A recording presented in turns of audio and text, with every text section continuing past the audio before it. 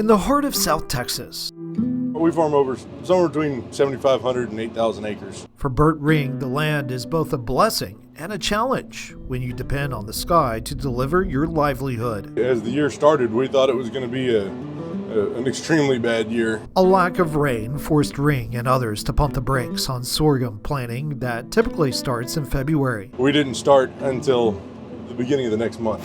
A late March soaking delivered a much-needed boost. Some areas received over 15 inches of rain in just 3 days, more than they had seen in the previous 6 months combined. After that big rain that we just had, everybody kind of went in and changed up their plans and gone back to all right, we might going to make a crop this year. While farming and pasture lands are stressed by the lack of rain, it's far from a historic drought. Take a look at these two images, the 2011 drought here on the left and the current drought on the right. Now, nearly 86% of the state was in exceptional drought in 2011.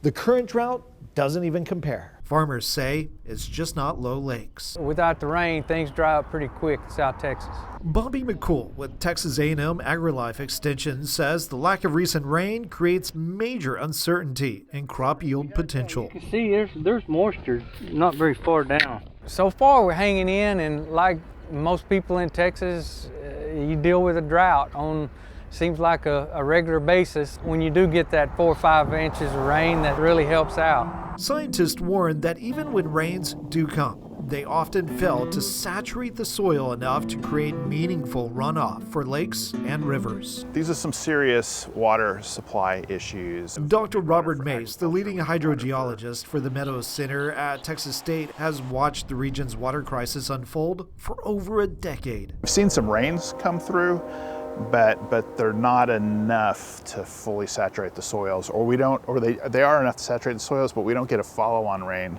to create the water to go into our reservoirs. Dr. Dorina Murgulet, a professor of hydrogeology at Texas A&M Corpus Christi, agrees. She notes that even compared to the severe 2011 drought, current water supplies are in worse shape. If you think about comparing drought to drought, just the climatological drought, the rain, maybe we're in the same situation. However, since 2011, our water needs have increased. The aquifers have not recovered, and we have been drawing this out of this reservoir. So we have been drawing the groundwater too, which is no longer there to supply. The safety net, she says, is shrinking.